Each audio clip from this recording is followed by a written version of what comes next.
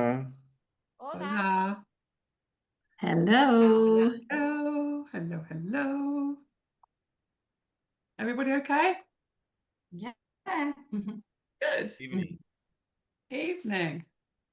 Very, very good to see you gathering, our wonderful IALC members.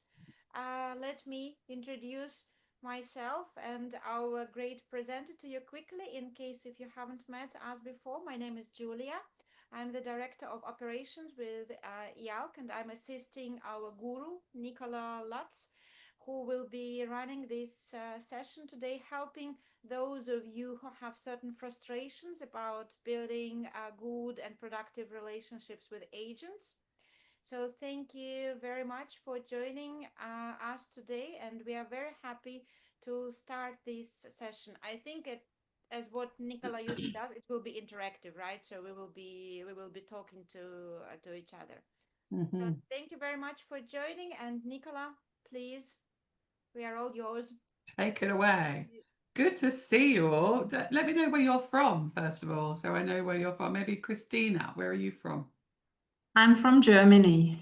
Lovely. Which place in Germany? I am from Treffpunkt in Bamberg, which is between, let's say, between Frankfurt and Munich. No. Okay. You've got to say places that I know. Okay. Great. Fantastic. Well, very welcome. Thank you. And Jennifer, where are you from? Hey, how are you? Hello. I'm Jennifer from Tifolingo, the Spanish school in Costa Rica.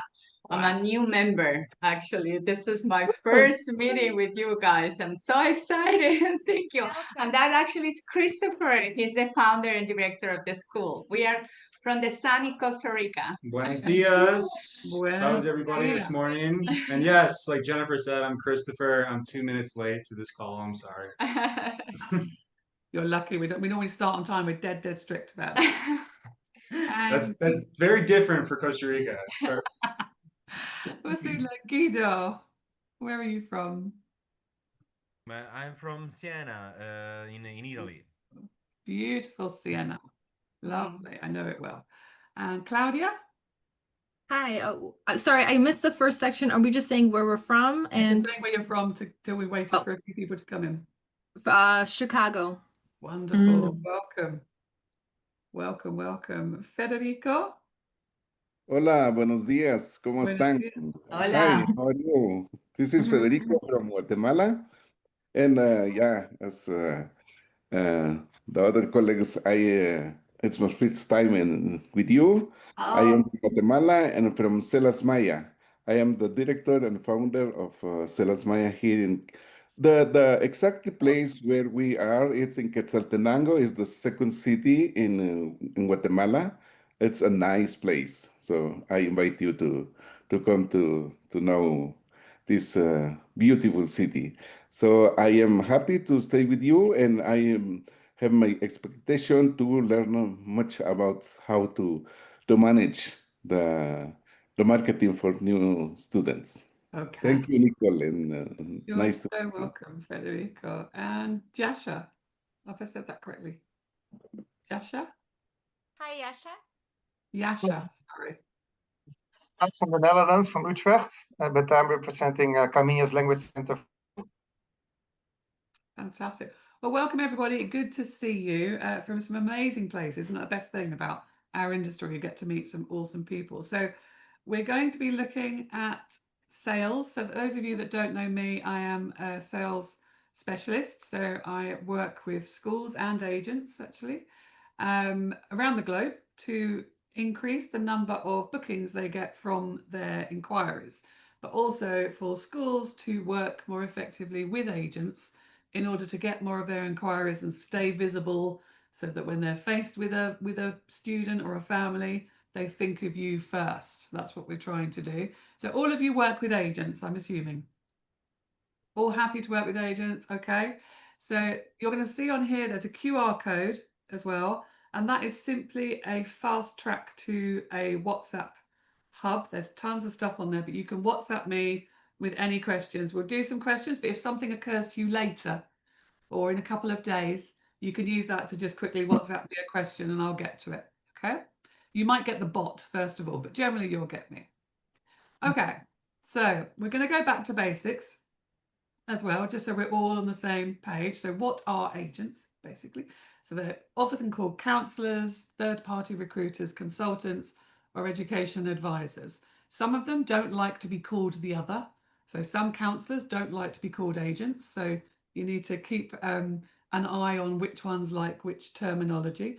But basically, they are people that recruit for you in other countries, usually on a business transactional level. So rather than necessarily a teacher agent that might bring a group over, they're not quite what I'm talking about, although they do come into it.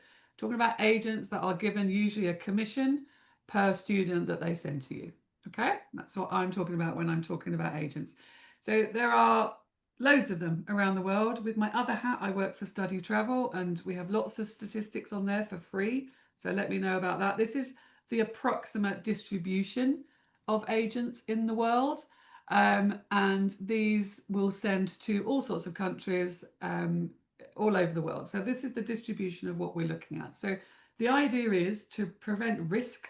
We are trying to expand our reach of agents. You will always have key countries that recruit mostly, but you know, with amazing events like the IALC workshop, you're trying to find agents in other countries as well, so that you've always got a stream of students coming in, which is great for the classroom, but also great from a business perspective as well, because it spreads your risk. So they're all over the place. We think there are around 17,000 agencies of different sizes around the globe, which go from, you know, the small one person, you know, ex-teacher doing it themselves, through to the big agency organizations. You might want to think about what type of agency you want to work with as well. So obviously big agencies, they're looking for volume. They're quite often looking for discounts. Medium-sized agencies as well, but maybe not quite as aggressive. And then the smaller ones, they still need paying, of course, but they might have a slightly different business model. So which one fits you? Which type of agent? Has anyone done any agent persona work? So what is your ideal agent look like? Has anyone done anything like that? Okay, I'm going to do it quickly with you now because it's quite handy and I need to make sure you're all awake. So let me just close this little thing down here. Right, so we're looking for, it's like you're going to design and draw your perfect agent, right? Like some sort of 80s movie where you can design your perfect agent. So let's say you've got a country in mind where you get most of your students from, or that you want most of your students from. So think of that first. Everybody picked a country, okay? Pick your country. And then we're going to give them a name. So give your person a name. So you can even do a stick drawing. I'm a terrible artist, guys. But, right, this is your agent. You see that? This is your agent. What country are they from? Where do you want to recruit most students from? Okay. What's their name? You don't have to tell me. You can write it down. Okay. What's their name? And then, are they from a small agency, a medium-sized agency, or a big agency? Which fits you? Have a think about that as well, because it's important that you approach each agency with something quite personalized to them. So there's no point talking about, you know, well, there is a point, but, you know, talking about how fantastic you are and the enrichment and the holistic education and all the other things is great. But if you're talking to the owner of an agency that just wants volume and numbers, you need a different pitch. Okay, so knowing who you want is important. And also when you go to the lovely IALC workshops or any other events, you know which agents to pick out.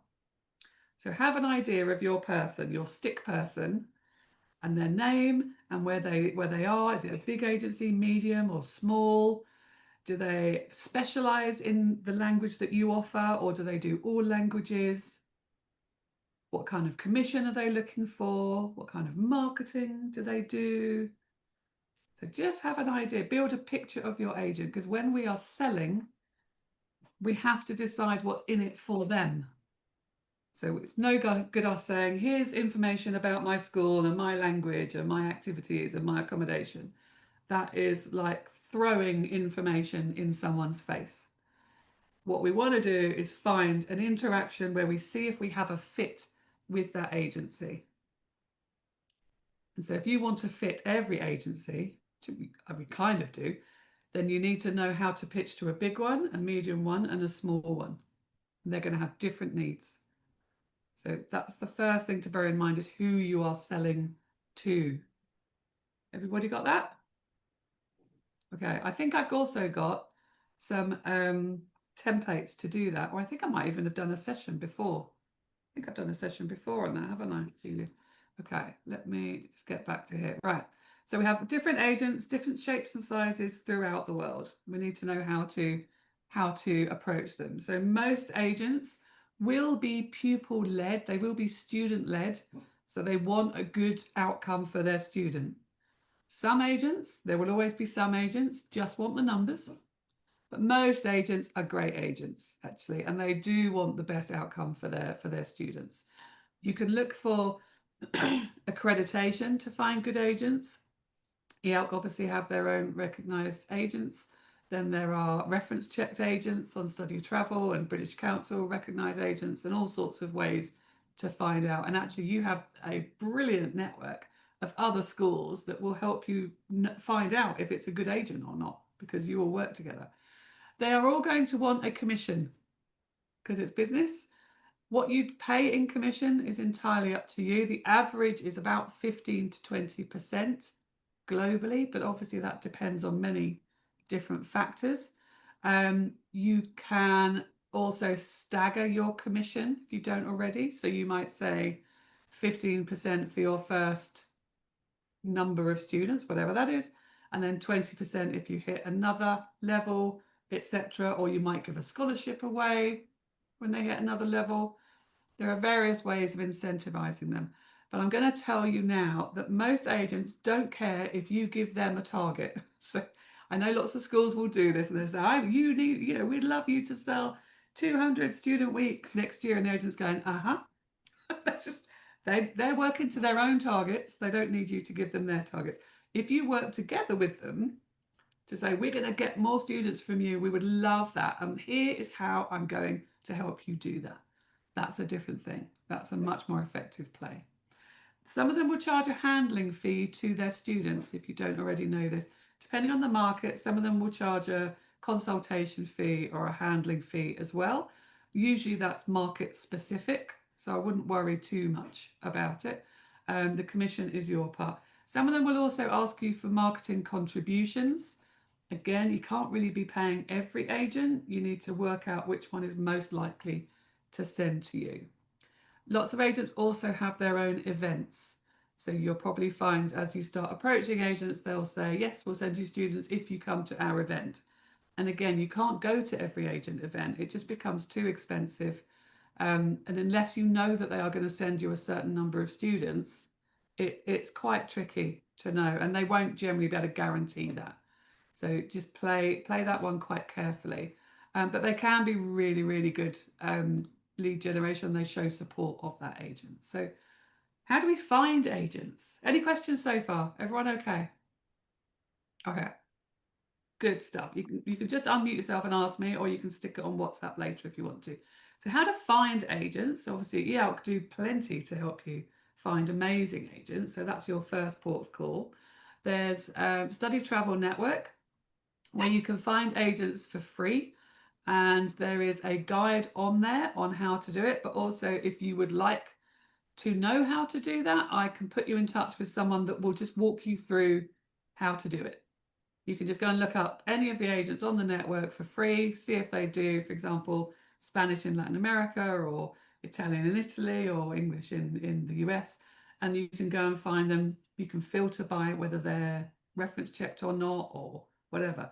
But that's all free. You can't download an Excel file of them, but you can go through and call them and start making connections. LinkedIn as well. I'm on LinkedIn a lot. I'm like a rash on LinkedIn. So agents do hang out on LinkedIn. If you don't have a social selling policy or strategy, I would advise you to get one. So most agents, not in all countries, are on LinkedIn. So if you go and find, one way to do this, okay, is to go to associations, and there's a group of associations called FELCA, which I'm going to pop in the chat so you have it, felca.org. Okay, so I've just put that in the chat. Now FELCA, because we don't have enough acronyms in this industry, FELCA is the Federation of Education and Language Consultants and Agents. Doesn't really matter what it stands for. It's a group of all the groups of associations for agents. So there'll be JOS and Belter and FDSV and ASIPROFE, okay? So they'll all be on there, and you can click on them and you can find usually their latest reports, which gives you details of student numbers and things, but also all of their members. So that's kind of an easy way to go and find, and they're also FELCA members, so there's some sort of quality guarantee in each of those as well. You can also go to events like, yeah, is anyone going to the workshop next year? Yay, it's going to be so much fun. It's going to be so much fun. Okay, see you there. It looks like dance floor for you, actually. That looks like what we're going to be doing. Right, so events like that, absolutely brilliant, but they are not just for freshly meeting agents. If you can do the work to warm them up first, then brilliant. That is much more effective. The events are so beautiful for creating really good, solid relationships with your agents. Really good for that. You don't need to just give them a brochure, because they could get that off your website without even meeting you. So use the events for the personality exchange. And obviously your associations will help you with that, with their recognised agents. So lots of places to find agents. I think I also have a free thing called 17 places to find agents as well. So let me know if you want any of these things and I will send them through. Okay, so we've found our agents. Everyone good? Okay, we know where they are. We've got lists of agents. Everyone's got lists of agents, but you usually only have a small proportion of them that are sending to you. So we now need to get them to send to us. Agreed?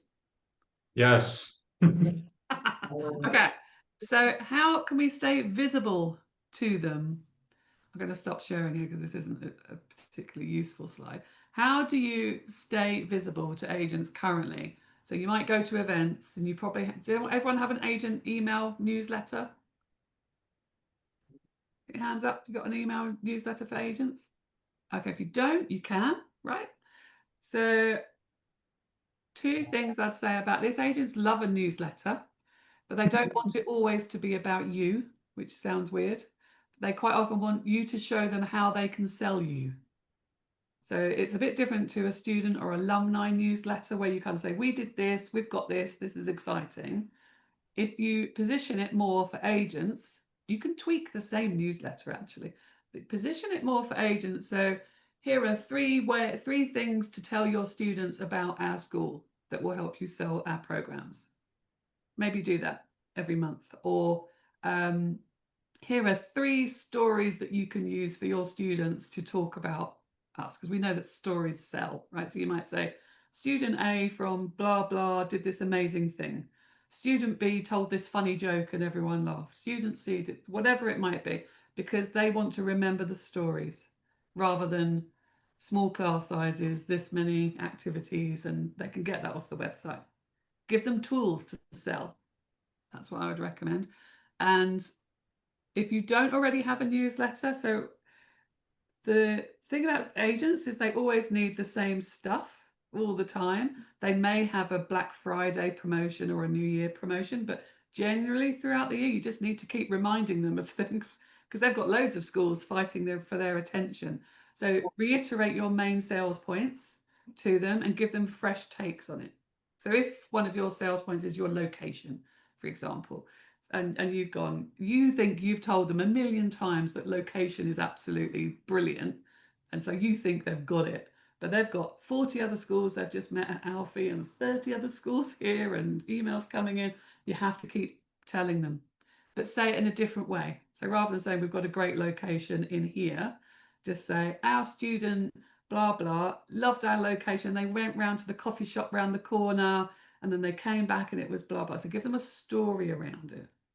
Or if you've got any statistics around it, you could do that as well. So 10 out of 10 of our students love us for our location. Give them things that they can sell, a different twist on the same information if those selling points are key. And what I do when I create newsletters is I bulk create them. I find a topic, I get my little person and I say, hey, little person, what do you need to know from me? What's going to help you do what you need to do? And then I'll write a few things down and then I will go away. I can't do it in my office. I don't know why. It's kind of crazy. And I will go away and I will create all of the newsletters. And then I've got them kind of ready. So it will take me maybe half a day now to do all my, I do 2 newsletters a week actually. I'm quite prolific. So it takes me about half a day to do all of them around a particular topic. So it's always good to brainstorm those.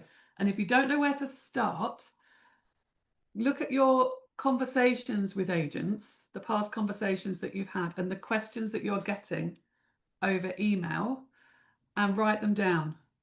And that's where you can start. So if every agent asks you the same question, or you keep getting asked the same question, that's a great topic for a newsletter. Okay. But also students, if students are always saying an amazing thing that you do or that you offer, put that in a newsletter. You've already got the content, actually. It's already in your heads. You just haven't made it into a thing yet. Okay, so agent newsletters, very good. Make them in bulk and then, you know, adjust them as you go. That would be my advice. Okay, and let me go back onto, is this going to work? It looks a bit weird. Okay, so how else can we stay visible? So social proof. So social proof is usually testimonials from your students, which you're probably quite good at already. So you probably have student stories and photos of your students having an amazing time. But what we need also, if you're selling to an agent, they want to know what other agents think about working with you. And it amazes me that more people don't do this. So if I said to you, there's this brilliant bank down the road that I help sell stuff, you're going to think, and so you might use a bank, it's not relevant. So if I say to you, I help other language schools like you do amazing things, it's relevant in your head. So if you're selling to agents, tell them why other agents like working with you. So we just worked with this agent. They sent us their first student and they were a bit worried because they'd never worked with us before. And we did this and the student had an amazing time. And we checked in with the agent and they gave the agent a great review and then the agent rebooked. Much more relevant. So that's what I mean by social proof for the person you are selling to. So one of the biggest selling points to an agent is we will make you look good. Not going to be on anyone's brochures, but that's what they want. They want to be made to look good. They want repeat business. They want great reviews, and they don't want any hassle. They don't want a phone call at 2 a.m. from a parent that's worried or the homestay is not right or whatever it might be. We will give you less headaches than your current provider, and we will make you look good. Are key selling points for an agency. You can then tell them how. So we will make you look good because we're brilliant at this. No one else is in our destination. We're a member of IALC, so we're high quality. We've been doing this for 10 years. So you can go into all the reasons, but the hook, if you like, the thing to get them in, isn't what you think it is. It's probably not what you've put on any of your materials. Okay. And then we've got keep in touch, which I'm going to go back to because that's key about how we're going to communicate with them. Don't go direct. You probably already know this. I'm probably preaching to the choir. If you get a booking from a student and then they renew, treat it as the agent's student if you want to maintain that relationship. So I work in the private boarding school sector as well, and they don't do this.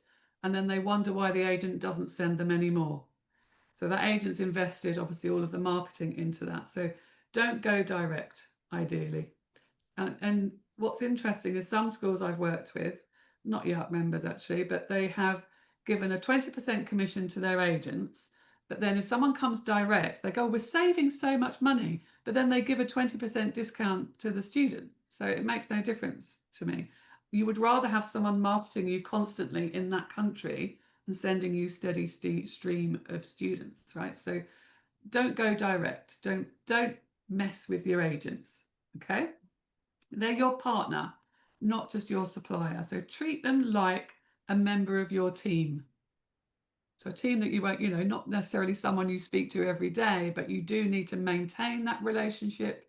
You need to train them. You need to give them information. You need to motivate them, just like you would a member of your team. So don't forget that bit, because we tend to meet them, do the deal, they sign the thing, they're marketing us, and we expect them to just do the job. But actually, they need a bit of investment in. Okay, so how do we engage with them? So you do the groundwork. So you need to know what sort of thing they need to know. So the easiest thing here is to ask them, which sounds revolutionary, I realise, but asking people what they need for their agency to promote you effectively and find you students. Ask the question. Okay, the more we ask, the better rapport we have, the better relationship we have.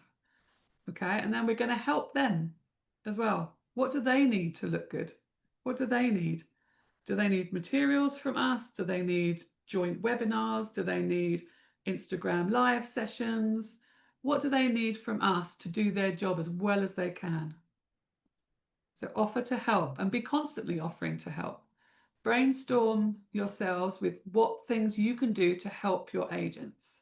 So I've mentioned a few. So joint webinars are easy. You could have, I don't know, Costa Rican week, 1 week maybe. You could have, you could give them downloads of fun quizzes and things, or Christmas or holiday promotions, things like that. What do they need to refresh their marketing for you? So give them a hand rather than letting them just do it. Because if anything's difficult, we just don't do it, really, in business. So when they've got other people making it easy for them, you need to compete with that. And make it obvious how you help. We will make you look good. You can earn more commission if you send us more students, and we're going to get the great reviews for you, and make it obvious how you're helping them. Phone calls. Does everybody phone their agents? Who phones their agents? No. Who hates using the phone? I know. Everyone hates using the phone. I don't know what's wrong with you. It's a lovely conversation with nice people. What's wrong? I mean, there is such a thing as a phone phobia. I'm going to stop this again because I just want to see, out of the agents that you have, putting everyone on the spot, let's have a hands up. I won't do a poll, but have a hands up. So how many phone calls to agents that aren't about an existing inquiry do you make per week? Who makes more than 10 per week? None. Okay, who makes more than 5 per week? Who makes more than 1? Who makes 1? Okay, well, that's brilliant. Okay. Well, you know what? As they say, the only way is up. So let's go from wherever we are. In theory, in a sales team, I know you're not a sales team, but in a sales team, you should be voice talking 2 ways, not just voice messages, for 1/3 of your day with your potential customers, not existing customers, not inquiries. Now, you're not full-time salespeople. I totally get that. You're not. But I'm going to give you a piece of advice, and I do this. This is why I'm known as someone that loves the phone, because it absolutely does make a difference. Agents love talking. Do we agree? Agents love chatting. They love chatting. Not in every country, but most of them love chatting. So if you can voice talk to a potential agent, maybe that you've already met or maybe not, at least once per month, they're going to remember you more than the other people that didn't speak to them. Do you agree? But it just makes sense, right? So, and it might be in a meeting, or it might be on a Teams, or it might be just a phone call. WhatsApp can count. Some markets are different, but usually that's a one-way transmission, and then a one-way transmission, and it's like this. And obviously you can't control it. If you can voice talk, you just get more information and you get more relationship. And one thing I'm going to ask you to do when you leave here, go and look at your emails to your relatively new agents that you don't know very well, or it could be inquiries, families, or whatever. Go and read them critically and say, does it make me feel anything? Or is it just information giving? Does it make you feel anything? Which I realise sounds a bit fluffy. I realise that sounds fluffy. But people will buy when they feel something. So if you're trying to get an agent to represent you, you need them to feel like they want to, because you're going to try and change their website and their brochure and everything. Hi, Jennifer, or not Jennifer, sorry. Nicola, Yeah. how would you recommend we develop the confidence to have that phone call? Because initially, we're kind of doing these cold emails, introducing our school, or we have a very light contact from a representative at IALC. We've created calendars and try to make it easy for them to book a call with us. But like getting on that call has proven not the easiest thing to do. So your advice and guidance is very appreciated. Sure. In terms of you don't want to make the call, so it's a mindset issue, or in terms of they're not answering the phone calls, which one?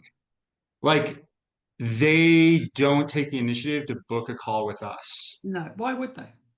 Right. And so how can I be more proactive to get on a call with them? Just Well, making I've things done as that. easy as possible. Yeah. Like, okay.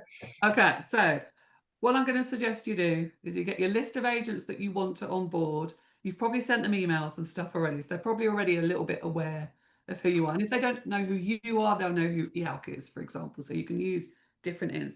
So you get your list, you send an email. Let's say you pick 3 countries, target countries, and let's say you have, I don't know, 50 agents in those countries on the list or whatever it is. Divide it into 5 little sections of 5, not divide it into 5, sections of 5, so 10 sections of 5, and then you call 5 a day, and only 1 or 2 will answer.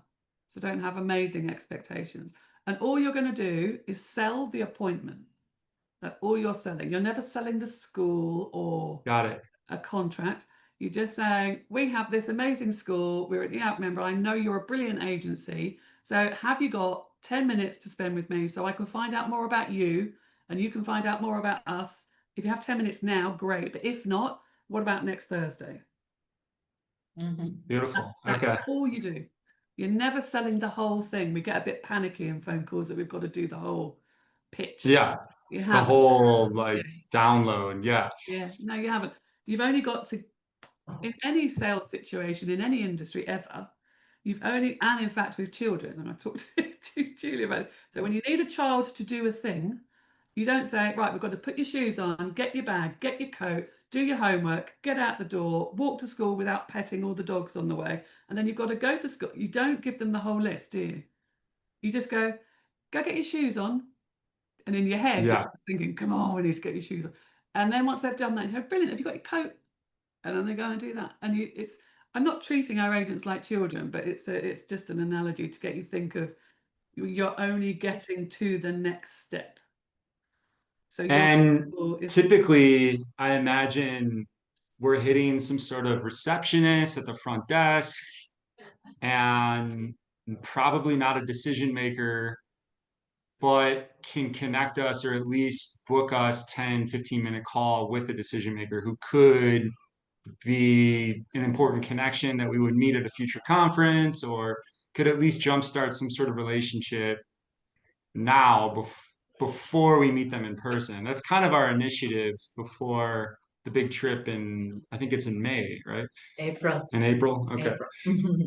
Absolutely. So usually you have the decision makers in your list and you can usually find out pretty easily online from who they are, LinkedIn, whatever. So you ask for the decision maker. One thing, if you're not sure who it is, the person that you're speaking to, you just say, just so I know I'm giving you the right information, are you the person that decides which schools to represent, or how does that decision work in your agency? So you're not kind of saying, are you the monkey or the organ grinder? You're putting it in a nicer way. And generally then they will tell you, oh no, that's my boss, blah, blah, or yes, I'm involved. And there will generally be more than one person involved. But yeah, qualifying is really important. Gracias. Thank you. Thank you. Guido, you got a question, my lovely. Sorry. First of all, thank you very much. This was very informative about how to try to establish a new connection with another agent. But I wanted also to ask you, how do you think, what would be your approach in order to maintain an open channel with already existing agents with whom you have already worked, but that somehow went cold. Yeah. Especially because, and please correct me if I'm wrong, but I believe that in that occasion, in that case, you probably need to speak mostly with the agent on the field rather than on the decision maker, because that is the person that should sell the school and with whom you would like to connect in order to establish your selling points better. But to be honest, I have always encountered many issues, especially with big agencies, because they're always so busy. They also change very rapidly, and these make so that I never really got the chance to do it. Yeah, this is the thing. When you choose a big agency, you do risk that the counsellors that you've just trained are not going to be there next month. So I'm a big fan of drip feeding training to agents. So much like you can use your newsletters for that, but they could be almost like training newsletters so that they are being drip fed every single month to every single counsellor. You can also do this on WhatsApp if you have them on WhatsApp or in a WhatsApp group. You can just do a quick training video or a quick training message, whatever it is you want.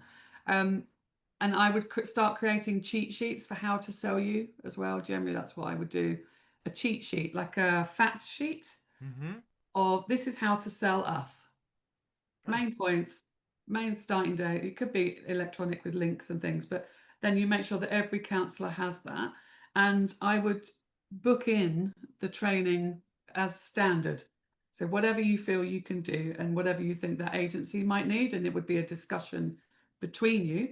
But for example, when I'm onboarding an agent, I would say, okay, great. So you're going to represent us. You're going to do this marketing and I'm sending you these things. And then I'm going to train your counsellors. Let's do that on the 20th of October. But we do it every quarter. So I'm going to book you in for the 20th of October, the 20th of February, the 20th of May, or whatever it turns out. That might not be every quarter. I just made it up. But I would book that in. So it's standard practice that they will be trained regularly. That's what I would do. And I remember in one of your newsletters that you said to avoid, I'm sorry if my wording is not correct, but avoid bombing agents, because otherwise you become kind of the background noise and that's it. In that case, would phone calls be effective, or would you just be bothering? Well, you're not going to call them every day. So I think if you're calling them regularly and you just say, I'm going to call you just once a month, check in with you, see what your counsellors need, check in with the students that you have with us, see if we can help you sell some more, make your business successful, then that's great. If they know it's once a month, they're going to be okay. Some of them will say, don't call us until we have a student for you. And then you'll say, it's no problem at all. I want to make sure that we're the best partner that we can be for your agency. So I'll just give you a 2-minute call for a check-in on, in a few weeks, see how you're getting on. So you try to keep control of that situation, actually, because otherwise you have to passively wait there until they remember you. Thank you very much. You're so welcome. I love that you're reading my newsletters as well. And there's I'm releasing a podcast next week, just in case you haven't had enough of me. And the second episode is with a sales trainer called Andy Bounds, who wrote a book called The Jelly Effect, which I read years ago. And he says, do you know jelly? Like the dessert jelly, like the wobbly jelly, right? And he says, don't throw jelly at people. Don't just go, here's all my information. You have to find out which flavor they want first, which flavor they like, and then you let them try that bit. And then they might want some of another one, and then you try that bit. But don't throw information at them, or indeed jelly. Don't throw jelly at anyone. Health and safety wise, let's not throw jelly at anybody. Okay, good questions, guys. Right. There are other things on here I won't go into because I want to get on to something else, but there are calls work. And I was going to say, if you can try to call 5 agents every single day and keep doing it, that will revolutionize your student recruitment. Hands down, the one thing you could do. 5 agents a day, you'll probably have 1 or 2 conversations. That's it. Book in another appointment, continue the training. They might be active agents or they might be inactive agents. But voice call them. They can only say no. They're not going to be rude because they're lovely people generally. Lead magnets and building trust, we won't go into right now. So what we're selling to agents is the relationship rather than the school. I think we've covered this really, because they sell you to their clients, the facts, the figures, the numbers, the activities, the accommodation. They need to know, but that's not what you're selling. You're selling that we've got your back, that I'm going to make you look good, and you're not going to get phone calls from the parents. You're selling that relationship. They've got to trust you, otherwise they will not send to you, because their relationship is more important. Their reputation, is more important. So you're selling the fact that you're going to keep their reputation intact. You're going to do a great job for their pupils. You're going to get them great referrals. You're going to do all this stuff for them. You're selling that relationship. Someone's going to respond when they've got a student in front of them asking. You can't reply 24 hours later. They'll have lost the sale. So you're selling that relationship. And it does mean, unfortunately, that we're kind of on call the whole time because of the people in different time zones. So it is hard, but as soon as you possibly can. I would highly recommend that you get your agents onto WhatsApp or WeChat or whatever their equivalent is, simply because you are then in their pocket. That they are in your pocket too. That's the payoff. But they want to know blah, blah, blah, and they want to know now. And if they email you and don't get an answer, they will WhatsApp you anyway. So you might as well just get it on WhatsApp. Make it easy. If you have lots of forms to fill in and it's really difficult to price your programs and stuff, it's not easy, they won't bother. Like anything. Think of Amazon. You know when you buy off of Amazon and it says one click? Do you have that? And it just you look a thing up and it just goes buy with one click and then it's done. You haven't, it's like, oh dear, I didn't really need that. But you've put, and then it says, would you also like to buy this and this? And you think, oh yeah. So they make it really easy for you to spend money, Amazon. So think of it like that kind of experience. How easy are you making it? Because if there's friction in anything, they won't buy. Okay. So make it lucrative. So you've got to offer your commission. It's not going to be the first thing you talk about, but it certainly will be something you need to discuss at some point. And keep them happy. Okay. Did you have another question? Yeah, I thought I could see you hunting for the hand. Yeah. Yes, sorry. And I'm not Jennifer. My name's Chris. Sorry. Nicola, this is amazing. I'm getting very excited. I wanted to ask you a quick question in the realm of making things easy. We've built a very, I don't want to toot my own horn, but like a very robust YouTube video channel with a lot of branding of our own school. Do agents typically not want to have branded material? Should we scrub our logo from a lot of the materials that we're sending agents? Because we've built our business on the book direct model. And the last thing we want to do is overstep that relationship with the agent and book direct with the student that was coming through an agent. Does that make sense? Yeah, and I think it's a good question. And actually, it will depend on the agent. Some agents don't mind your branding being everywhere. And in fact, the students will go to them and ask for your brand. So that can work really well. Others will like co-branded stuff. So you could offer that. So you could have, your video, but then they can put their logo on certain parts of it. So then they can put it on their channel. You need to be careful, obviously, of your, your IP and your intellectual property and everything. But they would do it. I would definitely offer them static co-branded posts and images that they can use, because then they just have to put it out. So in fact, what I would do is create them a set of co-branded materials, static images with captions ready. So literally, because if someone does that for me, I just think, oh, brilliant, I haven't even got to think about it. They just go copy, paste, post, done. Right.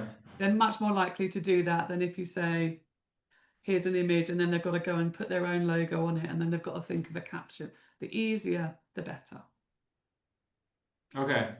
So it's very agent dependent on how much we maintain our personal identity as a school, I guess.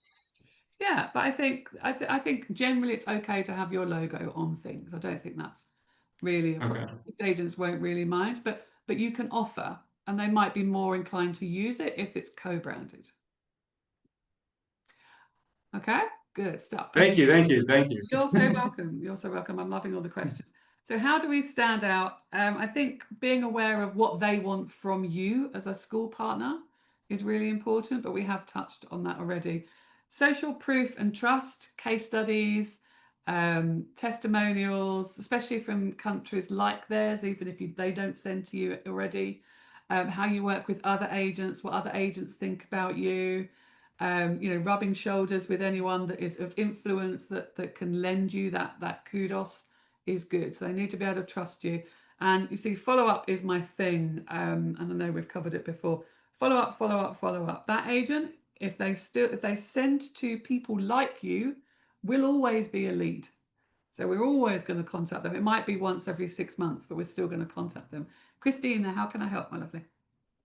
Yeah, you can help me with the definition of follow-up, I think, because maybe I'm very, my approach is very technical. When I think of follow-up, it's like, hello, do you remember we met in Auckland?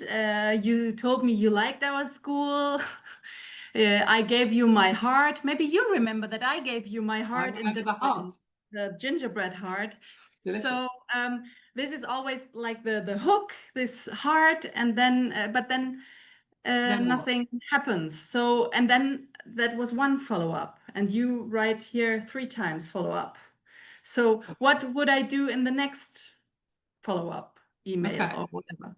So I hate to give you a shock, but I recommend at least 5 follow-ups.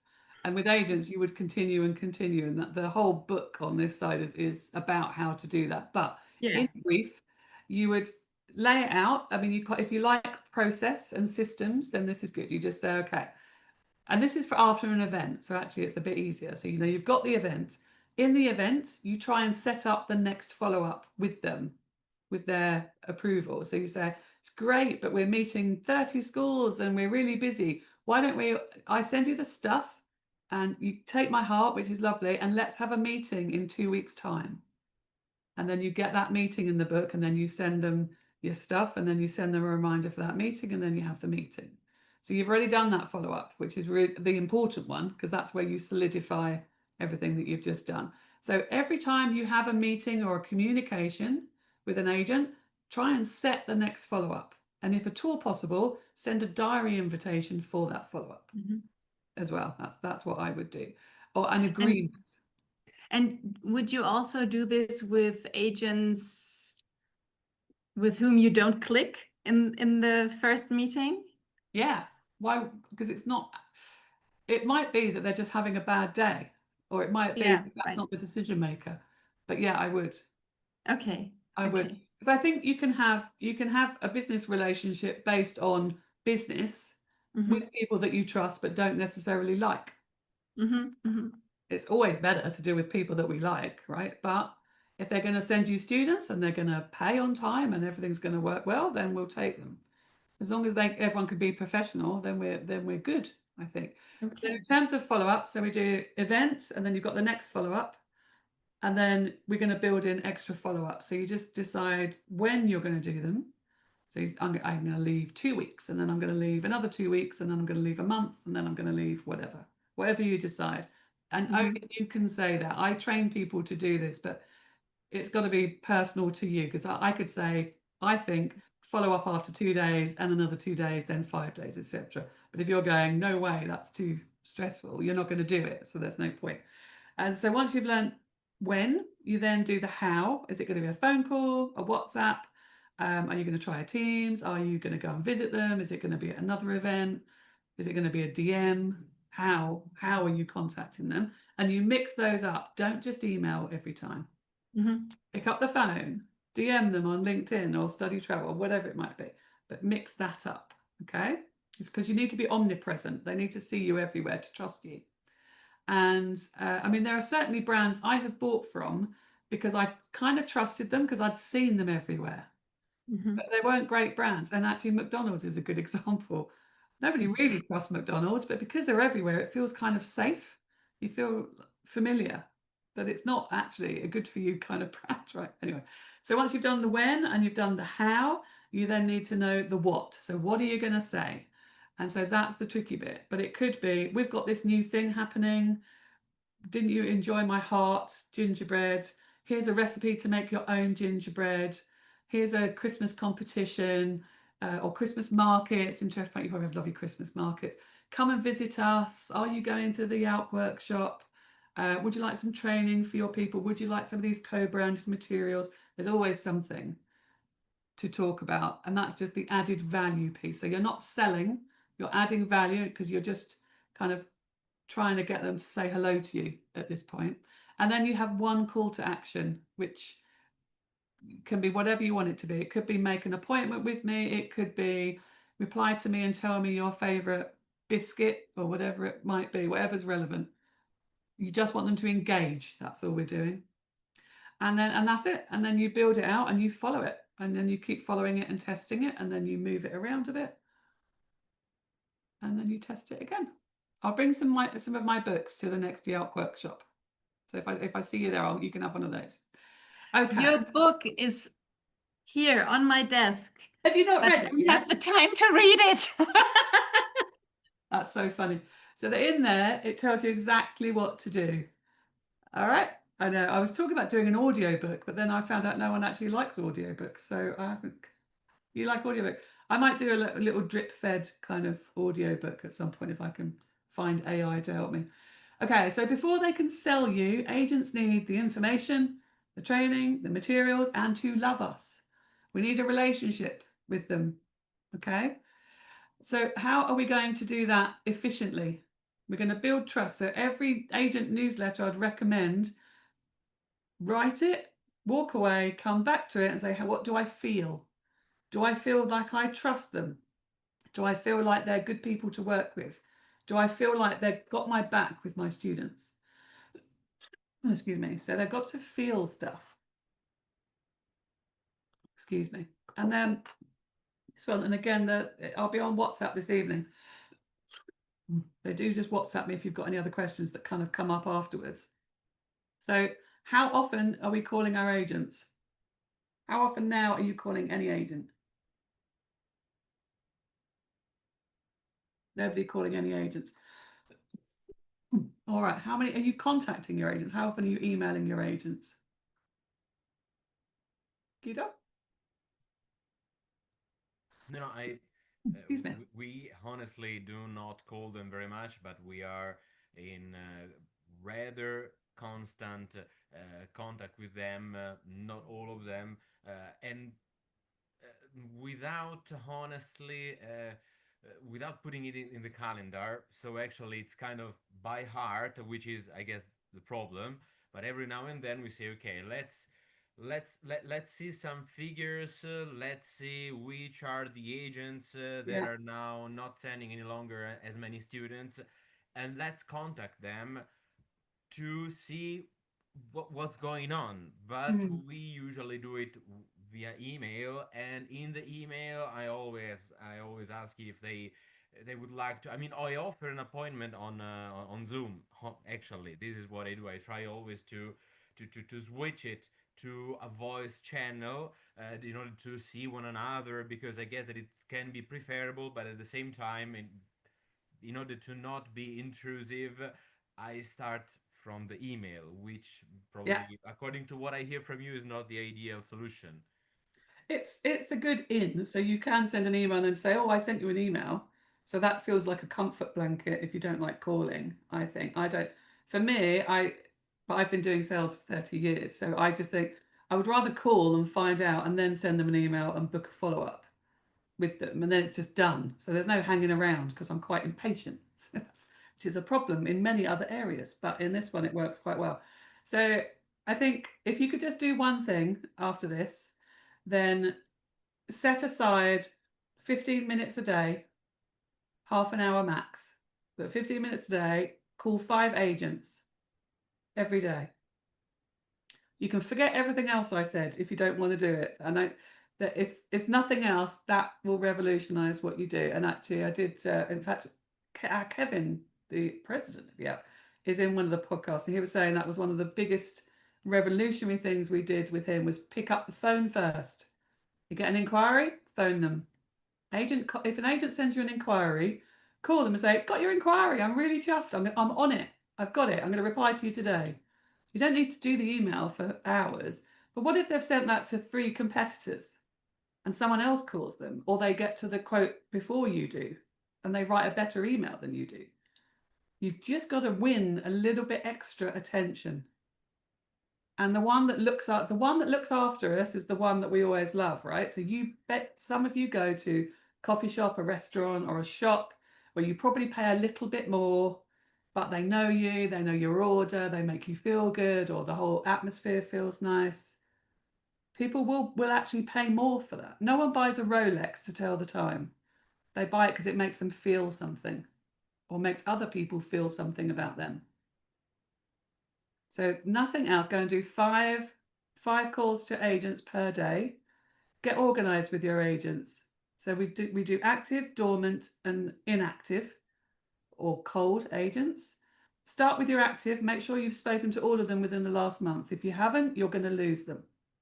Would be my advice. And then go to your dormant that sent before, and then start calling through them, and then go to the cold. Thank you. Got it. You're welcome. Got it. Nicola. Yes. Nicola, I'm Jennifer, not I know Christopher. you're Jennifer. We've got it. Nicola, how much is too much? In terms of what? In terms of calling an agent, waiting for a follow-up, waiting for an answer, waiting for a client. How much is too much? When I need to say, no, this doesn't work, I'm going to move and I'm going to look for another better, approach. How much is too much for you? When I can say, I need to change or I need to try new things, or, how much? That's good. So what we would generally recommend, if you have capacity, and that depends on every school, is, let's say there's one agent, there's a cold agent you've never met before. I would try 5 times to get through to them by phone, with emails in between, over the course of maybe a couple of months, 6 to 8 weeks. Okay. If I can't, I would probably leave it another 6 months and try again, because they're probably on holiday or closed down or something. I would definitely research as well to check they were still open, something like that. In terms of an inquiry that's active from an agent, you can upset the agent because obviously you want them to follow up someone else. But I would start introducing into your talks with them, which is easier on the phone than it is on email as well. Email is a commitment, whereas a phone call and a chat isn't, but kind of is in their minds. So you would say, I've got this inquiry, it's fantastic. When are you next going to speak to that family? And then I'll send you some stuff just before then to remind you, and then I'll give you a call the day after. So I've put the board in their call. That's what I would do. But for me, I think as long as you do it well and you're not kind of saying, hi, got a new student, like every 2 weeks, that's too much. But if you're contacting them in between with nurturing emails with good value added, that makes them smile and is useful to them, I think you're good. Excellent. Thank you. Super clear. Thank you. No problem. Thank you. How was that? Did everyone understand? Everyone know what I was talking about? Is that useful? You know what I'd love to do? Next time we meet, let me know if you've made 5 phone calls a day to your agents. Homeworks. I love a bit of homework. I'm much better if I know someone's watching me. I don't know why. Like, as an adult, I'm in my 50s. It's like I still need a sticker chart. It's weird. I don't know why. It works for me. But tell me, in fact, you've got my WhatsApp. So tell me, message me when you've done your 5 phone calls. Let's say tomorrow, at least. Tomorrow, start 5 phone calls to 5 agents. See how you get on. 5 calls. That's a lot. I have one last question, if there's time. Nicola, we have built our school mainly on book direct sales. I guess we have this slight inkling concern that a student from an agent, through a handling fee or through an upcharge in some way or another, may be paying more for their course than a book direct student would. Do you find that schools face problems when students speak about how much they paid for their course, or is that something that's just a minimal problem that we shouldn't concern ourselves too much with, or? I think you might be overthinking it a bit, because Okay. the agents don't want to sell a course that's more expensive than everyone else is paying. What they will Right. be upset with is if they're charging what you've told them to charge and you're giving them a commission, the student's paying, let's say, $500 and you're giving them $100 or whatever it is. And then they get to the school and you've discounted another student, the 20%. Mhm. That's when the problem, that's when you're going to lose the agent. And understandably, the student will be upset. So as long as everyone is roughly paying the same amount, I think Yeah. the agents generally won't jeopardize their bookings. Some cultures, however, don't mind paying more for the consultation fee. So in some Asian countries, they will understand that everyone's paid 500 for the course, but they've paid an extra 100 for the service of the agent. Got it. And that service is generally appreciated by the student. Like there's a little bit more hand holding that goes on versus booking direct with the school. Yeah. Or I guess that's probably too vague of a question and is varying between every single agent. But we have so little experience working with agents that we come into this like logistics problem of like, how do we communicate directly with the student? Is there a standardized system in which every agent follows of like, okay, we book and then we collect payment and then we do this and then we onboard? So it's like that has to be negotiated and fleshed out with every agent, I imagine. Well, there are general norms. So you generally wouldn't speak to the student until they were booked in, and the agents will want to know their accommodation and all the other bits and bobs. Once they're on shore, they're kind of yours to chat to, but you don't upsell to them or cross-sell to them or repeat booking with them. You can, and actually it can be quite good. We did this with a school that had loads of extensions, actually. And so what they did, they would actively sell the extensions to the student, and then they would contact the agent and say, got you another whatever commission. And the agent's like, great. It's free money for them. Which sure, then yeah. keep sending to them, which is fantastic. Okay. So that transparency is essential. And yeah. I guess, yeah, it's creating some sort of system in place to be able to track, okay, this list of students came from this agent. Yes. If we find that they contact us through other mediums, we need to honor the relationship we have with that agency. Yeah. It won't be many though. It won't be many. If a student goes to an agent, they'll generally just book through the agent. And it's fine. But some of them will. They'll try and get what they're trying to do is get a cheaper price from you.